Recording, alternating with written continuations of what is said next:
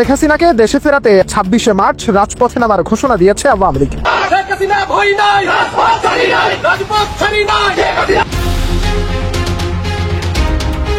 এদিকে আজ সন্ধ্যায় পুলিশের ব্যারিকেড ভেঙে রাজপথে লক্ষ লক্ষ আওয়ামী লীগ কর্মী নামে শেখ হাসিনার দেশে আসার রাস্তা পরিষ্কার করে দেয়। ডক্টর ইউনূস সমন্বয়ক উপদেষ্টা সবার কপাল পুড়ে। অন্যদিকে জাতিসংঘ শেখ হাসিনাকেই সাপোর্ট করছে। আওয়ামী লীগ ফিরলে তাদের হয় দেশ ছেড়ে যেতে হবে, নইলে জেলে কিংবা রাস্তায় মরে পড়ে থাকতে হবে। এজন্যই তারা আওয়ামী লীগকে ফিরতে দেবে না। ডক্টর মোহাম্মদ ইউনূস নিজে বারবার যুদ্ধের কথা উচ্চারণ করছেন। শুধু সরকারের উপদেষ্টারা যুদ্ধের কথা বলেই ক্ষান্ত হচ্ছেন না, দেশের সার্বভৌমত্বের প্রতীক সেনাবাহিনীর বিরুদ্ধে তারা যুদ্ধের ইঙ্গিত দিচ্ছেন, ক্যান্টনমেন্ট গুড়িয়ে দেওয়ার কথা বলছেন। সেনাবাহিনীর প্রধান জেনারেল ওয়াকারুজ্জামানের সাথে সাক্ষাৎ করার জন্য ছুটে এসেছেন মার্কিন প্যাসিফিক কমান্ডের ডেপুটি কমান্ডার লেফটেন্যান্ট জেনারেল। হঠাৎ করে কেন মার্কিন এই জেনারেল আমাদের সেনাপ্রধানের সাথে সাক্ষাৎ করলেন? 24 সালের 5 আগস্ট শেখ হাসিনা পালিয়ে যাওয়ার পর 1-1.5 মাসের ভিতরে আমি একটা কথা বলেছিলাম যে শেখ হাসিনা বাংলাদেশের পরবর্তী প্রধানমন্ত্রী হবেন। যদি নাও হয় তাহলে তারপরে 1 বছর পরের মেয়াদে প্রধানমন্ত্রী হবে আওয়ামী লীগের। কেন তারেক রহমান দেশে যাইতে পারেনি? ক্ষমতা বহু দূরের ব্যাপার। আওয়ামী লীগ বর্ষি ফেলেছে মাছ ধরার জন্য, আর সেই বর্ষিতে কুমির আটকিয়ে গিয়েছে। এমন কুমির আটকিয়েছে, এবার কি বর্ষি ফেলে পালাবে নাকি কুমিরকে উঠাবে? গল্পটা গল্প নয়, বাস্তব। বাস্তব গল্পটা হলো গতকাল একটি ঘটনা ঘটেছে। এবার আন্তর্জাতিক রাজনীতিতে ডক্টর ইউনূসের ভূ রাজনৈতিক চমক শুরু হতে যাচ্ছে। নতুন অধ্যায়ে প্রবেশ করছে বাংলাদেশ। ডক্টর ইউনূস কি জিনিস, কত বড় মাপের ফিগার, সেটা আগামী 2-3 দিনের মধ্যেই বা আগামী 4 দিনের মধ্যেই অনেক কিছু প্রমাণিত হবে। আর এই কুতুবদের কারণেই কিন্তু আপনারা এখন ওই যে সোশ্যাল মিডিয়ায় কথা বলতে পারতেছেন, এই সোশ্যাল মিডিয়ার কুতুবদের কারণে। না হলে কিন্তু ওই জেলেই আটকা থাকতেন। ওনারা তো গত 15-16 বছর যুদ্ধ চালায়েই গেছে রে ভাই, যুদ্ধ চালায় গেছে। অনেকেই শেখ হাসিনা থাকাকালীন গত 15-16 বছর যুদ্ধ চালিয়েছিল। দর্শক শ্রোতা, আজ 26শে মার্চ সন্ধ্যার পর নতুন একটি তথ্য শুনতে পাচ্ছি এবং আওয়ামী লীগ কর্মীরা তাদের পরিকল্পনার বাস্তবে মুখ নিয়েছে। গাইজ, আপনারা জানেন প্রতিনিয়ত শেখ হাসিনা ভারতে বসে নতুন নতুন ষড়যন্ত্র করেছিল বাংলাদেশকে নিয়ে, এবং আজ 26শে মার্চকে নিয়েও ঠিক তেমনটাই করেছিল। দর্শক শ্রোতা, তাদের পরিকল্পনা কিভাবে বাস্তব হয় এবং রাজপথের মধ্যে কি হচ্ছে সবকিছু আপনারা দেখতে পারবেন। ভিডিওর প্রথমে কিছু অংশ বিশেষ দেখেছেন, সেইগুলোর বাকি অংশগুলো আপনারা দেখলে অবাক হয়ে যাবেন। এখানে আপনাদেরকে দেশের আপডেট নিউজগুলো দেখাবো এবং আপনাদের মনে যতগুলো প্রশ্ন রয়েছে সকল প্রশ্নের উত্তর পেয়ে যাবেন এই ভিডিওগুলো দেখে। আসুন এই নিউজগুলো আগে দেখে আসি এবং ভিডিও শেষে আমাদের গুরুত্বপূর্ণ মন্তব্যগুলো করি। তাদের সৃষ্টি থেকে শুরু করে আজ অবধি যত আইন, যত কাঠামো, যত ফাইলপত্রে তারা সাইন করছে, আইনগতভাবে এই সবগুলো কিন্তু অবৈধ। যখন একটা নির্বাচিত সরকার আসবে, তারা চাইলেই কিন্তু এই সরকারের সকল প্রজ্ঞাপন, এই সরকারের সকল প্রকার ফাইল, এই সরকারের সকল প্রকার নীতিমালা এক বাক্যে বিলুপ্ত করে দিতে পারবে, কারণ এটা অসাংবিধানিক। যেহেতু সরকারেরই কোনো সাংবিধানিক ভিত্তি নেই, সেহেতু এই সরকারের গৃহীত সকল প্রকার কার্যক্রম অসাংবিধানিক হিসেবে বিবেচিত হবে। বিপ্লবের পরবর্তীতে আমি আমার একটা ভিডিওতে বলছিলাম যে শেখ হাসিনাই বাংলাদেশের প্রধানমন্ত্রী এবং শেখ হাসিনা বাংলাদেশের প্রধানমন্ত্রী হিসেবে বাংলাদেশে আসবে। আমার এই ভিডিওর পরে মোটামুটি অনেকেই বিভিন্ন ধরনের বিদ্রুপাত্মক কথাবার্তা বলে তারা বলতে চাচ্ছিল যে শেখ হাসিনা 50 বছরেও বাংলাদেশে আসতে পারবে না। তাদেরকে এখন চোখে আঙুল দিয়ে আমি দেখিয়ে দিতে চাই, যেই কথাগুলো আমি 3 মাস আগে বলে গেছি, সেই কথাগুলো বর্তমানে আন্তর্জাতিক মিডিয়া সহ বাংলাদেশের বিভিন্ন মিডিয়া নিউজ কভারেজ দিয়ে যাচ্ছে। এখনো নিশ্চয়ই আপনাদের বক্তব্য সে জায়গাতেই অবস্থিত। আমি আশা করব শেখ হাসিনা বাংলাদেশে আসার পরেও আপনারা আপনাদের এই বক্তব্যেই অনড় থাকবেন। রাজনৈতিক দেউলিয়াত্বের যে বক্তব্য আপনারা দিয়ে যাচ্ছেন, আপনারা হয়তোবা নিজেরাই জানেন না যে আওয়ামী লীগের সাংগঠনিক কতটা শক্তি, আওয়ামী লীগের যে তৃণমূলের নেতা কর্মী তারা কতটা শক্তিশালী, তারা কতভাবে আন্দোলন তৈরি করতে পারে, এই সম্পর্কে আপনাদের কোনো ধারণাই নেই। যেই বাচ্চা বাচ্চা ছেলে মেয়েদের, যেই বাচ্চা বাচ্চা ছাত্র নেতাদের কথায় আজকে আপনারা দেশটাকে এই ধ্বংসস্তূপের দিকে নিয়ে গেলেন, এই বাচ্চা ছেলেপেলে গুলোকেই একসময় খুঁজে পাওয়া যাবে না। কিন্তু আপনারা যারা বিভিন্ন ভাবে নাম কাম কামিয়ে দেশে বিদেশে প্রতিষ্ঠা লাভ করে আজকে দেশের এই জায়গায় এসে বসলেন, আপনাদেরকে এর জবাবদিহি অবশ্যই করতে হবে। নিঃসন্দেহে বাংলাদেশ একটি অতি ক্রান্তিকাল অতিক্রম করে যাচ্ছে। এই ক্রান্তিকালের পরেই বাংলাদেশের শান্তির সুবাতাস বইবে, এই আশাবাদ আমাদের। আমরা চাই বাংলাদেশ একটি শান্তি শৃঙ্খলাপূর্ণ, সুন্দর, সুষ্ঠু পরিচালনার মাধ্যমে যেভাবে দীর্ঘদিন বাংলাদেশ চালিত হয়ে আসছিল, সেই বাংলাদেশ আমরা দেখতে চাই। আমাদের কোনো নতুন বাংলাদেশের দরকার নাই।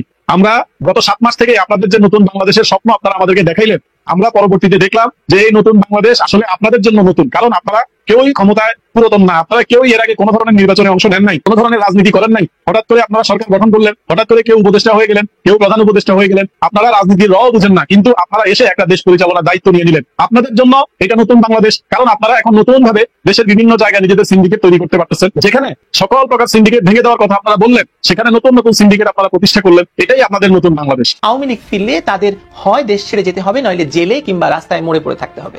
এজন্যই তারা আওয়ামী লীগকে ফিরতে দেবে না। আওয়ামী লীগের শয়ে শয়ে কর্মীকে হত্যার সময়, শয়ে শয়ে পুলিশ হত্যার সময় যদি তাদের এই কথাটা মনে পড়তো যে জুলাই সন্ত্রাসের মাধ্যমে যাদের দেশ ছাড়া করা হয়েছে তারাও এদেশেরই নাগরিক এবং একটি শক্তিশালী রাজনৈতিক পক্ষ, একদিন তারা ঘুরে দাঁড়াবে এবং ঘুরে দাঁড়ালে পরিস্থিতি কি হতে পারে সেটা তো তখন ভাবাটা খুবই জরুরি ছিল, তাই না? যা হোক, প্রশ্ন হলো এই যে আওয়ামী লীগকে নিষিদ্ধ করে সেনাপ্রধানকে রাজনীতির কেন্দ্রে টেনে আনা এবং সেনাবাহিনীকে ক্রমাগত উস্কানি দিয়ে রাজনীতির মাঠ গরম করা দীর্ঘ ৬-৭ মাস পর জুলাই সন্ত্রাসীদের হঠাৎ এই উত্তেজনার প্রয়োজন কেন পড়লো? আমি আমার নিজের ব্যাখ্যাটি একেবারে শেষে উপস্থাপন করছি। তার আগে চলুন সোশ্যাল মিডিয়া থেকেই এই প্রশ্নের উত্তর খোঁজার চেষ্টা করি আমরা। যে পক্ষটি হাসনাতকে উস্কে দিয়ে এই নতুন ডামাডোল সৃষ্টি করেছে তারা বলতে চাইছে যে দীর্ঘ ৭ মাস পরে এসে জুলাই উত্তেজনা একেবারে ঝিমিয়ে পড়েছে, আর সেনাপ্রধান কড়া ভাষায় বলছেন যে অবিলম্বে একটি নির্বাচনের দিকে না গেলে পরে যে পরিস্থিতির সৃষ্টি হবে সেজন্য যেন তাকে দোষ দেওয়া না হয় যে তিনি আগে থেকে সতর্ক করেননি। বাংলাদেশের সেনাবাহিনীর পক্ষ থেকে এই প্রথম একটি নির্বাচন অনুষ্ঠান নিয়ে গণতন্ত্রে ফেরত যাওয়ার একটি তাগিদ লক্ষ্য করা যাচ্ছে, ইতিহাসে যা আগে হয়নি বা ঘটেনি। সবচেয়ে বড় কথা হলো সেনাবাহিনী জাতিসংঘের চাপে যে জুলাই মাসে ক্ষমতাসীন সরকার প্রধানের নির্দেশ না মেনে দেশের সর্বনাশ ঘটিয়েছে তা তো আর জনগণ ভুলতে পারবে না কোনোদিন। কিন্তু সেনাবাহিনীও জুলাই সন্ত্রাসের অংশীদার সে কথা আবারও মানুষের সামনে আনার জন্যই হয়তো তারা নতুন করে সেনাবাহিনীকে জোর করে রাজনীতিতে টেনে আনতে চাইছে, এমনকি হতে পারে না? যেহেতু নতুন রাজার দল নাগরিক পার্টি বা নাপাও এখন বলছে যে সার্জিদ হাসনাত যে সেনা প্রধানের সঙ্গে দেখা করে আওয়ামী লীগকে ফিরিয়ে আনার ব্যাপারে বাতচিত করে এসেছে সে বিষয়ে নাপা কিছুই জানতো না। দলের শ্রমিক উইং গঠনের সাংবাদিক সম্মেলনে নাপার মুখ্য সমন্বয়ক নাসিরউদ্দিন পাটোয়ারি একথা জানিয়েছেন সাংবাদিকদের। দিনভর সামাজিক যোগাযোগ মাধ্যমেও ছিল আলোচনা এবং হাসনাত সার্জিসকে দিয়ে সেনাবাহিনীকে উত্তপ্ত করার মূল উদ্দেশ্য আসলে যে দুটি, তাই মানুষে বলেছে। দুটি উদ্দেশ্য কি কি? এক, আওয়ামী লীগকে নিষিদ্ধ করায় জনগণের সায় আছে কিনা সেটা যাচাই করা। দুই, নির্বাচন পেছানোর জন্য সেনাবাহিনীকে উস্কে দিয়ে দেশের ভেতর আবারও একটা অস্থিরতার অজুহাত তৈরি করা। আমি প্রথমটি নিয়ে অর্থাৎ আওয়ামী লীগকে নিয়ে বেশি কথা বলতে চাই না, কারণ সেটা শুরুতেই বলেছি যে এ বিষয়ে জনগণ এখন কেবল এটাই মনে করছে যে আওয়ামী লীগ ফিরে এলে এই জুলাই সন্ত্রাসীদের দেশে থাকা দায় হয়ে যাবে, কিন্তু সেজন্য একটি বিশাল রাজনৈতিক শক্তিকে নিষিদ্ধ করার পক্ষে জনগণ সাড়া দেয়নি। কিন্তু দ্বিতীয় ও প্রধান উদ্দেশ্যটি নিয়ে একটু আলাপ করার আবশ্যকতা আছে বলে মনে করছি।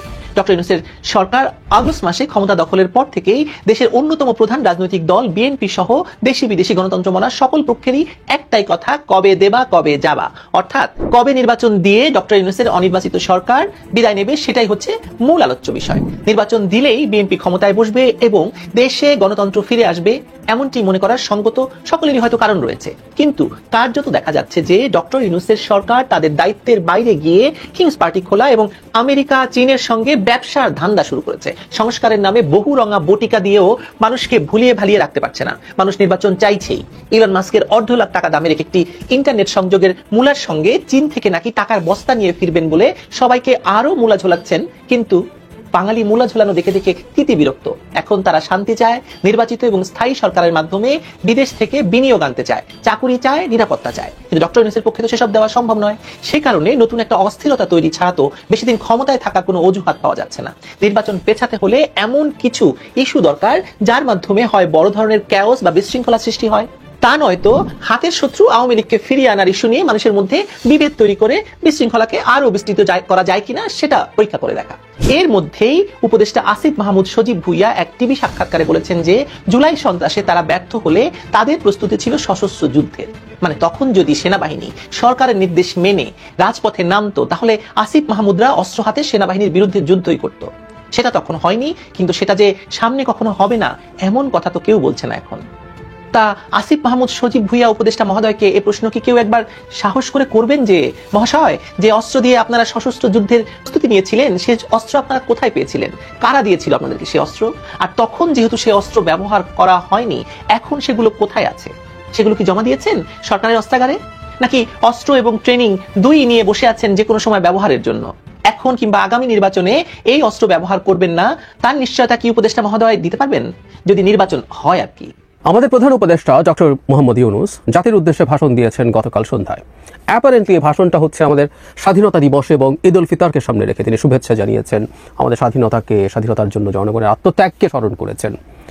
এর বাইরে খুব সিগনিফিক্যান্ট কিছু তিনি বলেছেন এবং সেই কারণেই মনে হতে পারে এই ভাষণটা কেন দিলেন তিনি। এই প্রশ্নটা আমার মনে পুরো ভাষণটা শোনার পর প্রথম যে প্রশ্নটা জেগেছে সেটা হচ্ছে এটা, কি বলেছেন তিনি সিগনিফিক্যান্ট?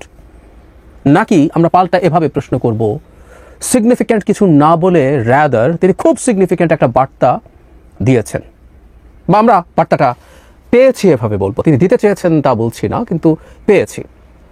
আমরা স্পেকুলেট করতেই পারি, ভুলও হতে পারি, কিন্তু আমার মনে হয় যা ভাবছি, যা বুঝতে পারছি তা বলে ফেলা ভালো। ইটস মাই টেক, ভুল হতেও পারে। প্রধান উপদেষ্টার ভাষণটা যারা শুনবেন, 35 মিনিটের একটা দীর্ঘ ভাষণ। এই ভাষণটাকে আমি যদি এক বাক্যে বলি, একটু অফেন্সিভ লাগলেও আমি কথাটা বলতেই চাই। আমরা যদি একটা সমীকরণের মতো করি, প্রধান উপদেষ্টার ভাষণ ইজ ইকুয়াল টু শেখ হাসিনার ভাষণ মাইনাস স্বজন হারানোর বেদনা। শেখ হাসিনা তার ভাষণের শুরুতে তার স্বজন হারানোর বেদনা নিয়ে দীর্ঘ সময় কাটান, কান্নার অভিনয় বা ভান করেন, কারণ এত বছর পরে এগুলো ভান। এর বাইরে প্রধান উপদেষ্টার ভাষণে শেখ হাসিনা তার ভাষণে যা যা করেন ঠিক সেটা করেছেন, কিন্তু দুজন যেহেতু ভিন্ন ব্যক্তি এবং আপাদমস্তকভাবে আলাদা মানুষ। শেখ হাসিনার মতো বিভৎস স্বৈরাচার তিনি তো ননই, ডক্টর ইউনূস অত্যন্ত গণতান্ত্রিক মানসিকতার মানুষ, ফলে তাদের ভাষা, শব্দচয়ন এবং সেটা প্রকাশের ভঙ্গিতে ভিন্নতা আছে। সাউন্ড যে কথাগুলো উনি বলছেন, তার ভয়েসের ইন্টোনেশন, স্ট্রেস ভিন্নতা আছে, তার বডি ল্যাঙ্গুয়েজ, ফেশিয়াল এক্সপ্রেশনের ভিন্নতা আছে। কিন্তু কন্টেন্ট যদি আমরা চিন্তা করি, স্বজন হারানোর বেদনা বাদ দিলে প্রায় একটা শেখ হাসিনার ভাষণ দিয়েছেন আমাদের প্রধান উপদেষ্টা। কেন বলছি, কি কি ছিল, কি কি থাকে শেখ হাসিনার ভাষণে? আসলে তাই থাকে প্রচুর সাফল্যের ন্যারেটিভ, প্রচুর গল্প। শেখ হাসিনা উন্নয়নের গল্প করতেন, এই উন্নয়ন শব্দটা ছিল না, কিন্তু বিভিন্ন ক্ষেত্রে সরকার কি কি করেছে সেই তালিকা দেওয়ার চেষ্টা। এবং আমার কাছে মনে হয়েছে যে তালিকাটা লম্বা করার জন্য এমন বিষয় ওখানে দেওয়া হয়েছে যেটা প্রধান উপদেষ্টার মুখে বলার কোনো কারণ ছিল না। আমি আসবো সেই জায়গায়। আর কি থাকে? সমালোচনা। শেখ হাসিনা সরকারের সমালোচনা হয়েছে। শেখ হাসিনা এর আগে বিএনপি সরকার কি করেছে সেই সমালোচনা করতেন। আর কি আছে? আর হচ্ছে থ্রেটস কি কি আছে সরকারের সামনে, সেগুলো শেখ হাসিনা বলতেন। তার সরকারকে কিভাবে ষড়যন্ত্র হচ্ছে, আমাদের প্রধান উপদেষ্টাও সেরকম ষড়যন্ত্রের কথা বলছেন। মোটা দাগে এই কম্পোনেন্টগুলো দিয়েই আসলে এই স্পিচটা। সরকার অর্থনীতির ক্ষেত্রে কী কী সাফল্য আছে, বিরাট তালিকা, মূল্যস্ফীতির কী অবস্থা, ব্যাংকিং সেক্টরে কী করা গেছে, এই রমজানে কী পরিস্থিতি হয়েছে, কতটা কমফোর্টেবল মানুষ ছিল, এক্সপোর্ট কতটা বেড়েছে, রেমিটেন্স কীভাবে বেড়েছে, এবং খুবই আন্তরিকভাবে তিনি এই সব কিছুর জন্য জনগণকেও ধন্যবাদ দিয়েছেন। এটা বুঝতে হবে, এটা ডক্টর ইউনূস উনি ওন করেন, এটা বাস্তবেই ফিল করেন। প্রচুর প্রচুর সরকারের সাফল্যের তালিকা এর মধ্যে এসে হাজির হয়েছে। নারীদের জন্য কি করা হচ্ছে, বিনিয়োগকারীদের জন্য কি করা হচ্ছে, কি ইনভেস্টমেন্ট সামিট হতে যাচ্ছে, সেখানে কারা কারা আসতে পারেন, কত বিনিয়োগ পাওয়া যেতে পারে। এবং শেখ হাসিনা যেটা করেন সামওয়াট আমার কাছে মনে হয়েছে, আমি ভুল হলে আমি দুঃখিত, সেটা হলো শেখ হাসিনা নিজকে এক ধরনের কাল্ট ফিগার হিসাবে প্রকাশ করার চেষ্টা করেন সবসময়। এই ভাষণে প্রধান উপদেষ্টার মধ্যে একই ধরনের চেষ্টা, যদিও তিনি আমি বলেননি, আমাদের প্রতি, মানে তিনি কোথাও গেছেন সেখানে কী ধরনের আগ্রহ বিদেশিরা তার প্রতি দেখিয়েছে সেটাকে উনি বেশ গর্ব নিয়ে বলছেন।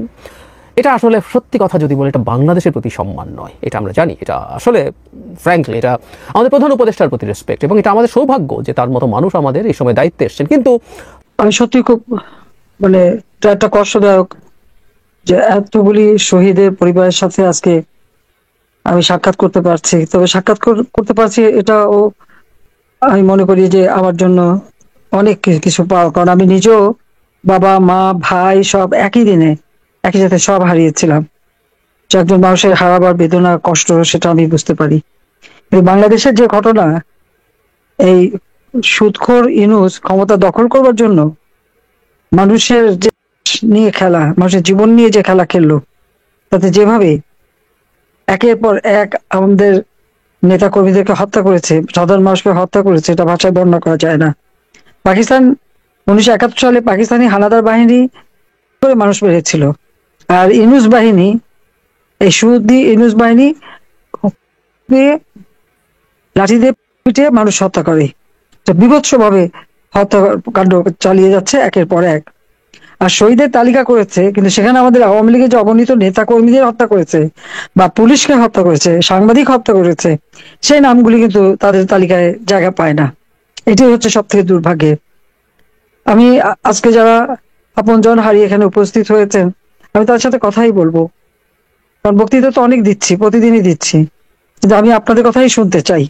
কারণ আপনাদের অন্তত আমি এটুকু বলতে পারি যে আপনাদের কষ্ট লাঘব করবার জন্য আমি যে নাকি সেই 1975 সালের 15ই আগস্ট ছিলাম বিদেশের মাটিতে, হঠাৎ একদিন শুনলাম বাবা মা ভাই 2 ভাইয়ের নবপরিণীত বধূ কেউ বেঁচে নাই, একমাত্র চাচাও নেই, আত্মীয় স্বজন আরো 18 জন সদস্য একসাথে মেরে শেষ করে দিল।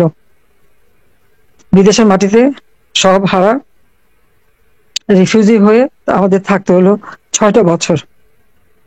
কাজেই আপনাদের কষ্ট আর কিছু না হোক আমি অন্তত বুঝি। তো আমি এখন আপনাদের কথা শুনি, সে আমার মনে হয় সময় নষ্ট না করে, কারণ এখানে ইন্টারনেটে একটু যোগ দিতে সমস্যা হয়েছিল। দর্শক, এখানে কিন্তু অনেকেই অনেক কথা বলতেছে, অনেকে আলোচনা করতেছে, অনেকে সমালোচনা করতেছে শেখ হাসিনার দেশে আসা এবং দেশের বিভিন্ন রাজনৈতিক প্রেক্ষাপট নিয়ে সবাই সবার মন্তব্য প্রকাশ করে। দর্শক শ্রোতা, আপনারা জানেন যে দেশের রাজনীতি নিয়ে বিভিন্ন আলোচনা হয়, সমালোচনা হয়, আওয়ামী লীগ বিভিন্ন পরিকল্পনা করে তারা কিভাবে শেখ হাসিনাকে দেশে আনবে। দর্শক শ্রোতা, এই বিষয়গুলো নিয়ে আপনাদের মন্তব্য কি? আপনারা কি চান শেখ হাসিনা দেশে আসুক? আপনারা যদি চান শেখ হাসিনা দেশে আসুক, আপনারা কমেন্ট বক্সে লিখে যাবেন, এবং আপনারা যদি নাও চান তাও লিখে যাবেন কমেন্ট বক্সে যে আপনাদের মন্তব্য। আর হ্যাঁ, এতক্ষণ আপনাদেরকে যা কিছু দেখিয়েছি সব কিছু কিন্তু আমরা সোশ্যাল মিডিয়া থেকে সংগ্রহ করেছি। এইখানে আমাদের নিজস্ব কোনো মন্তব্য নেই বা নিজস্ব কোনো সিদ্ধান্ত নেই।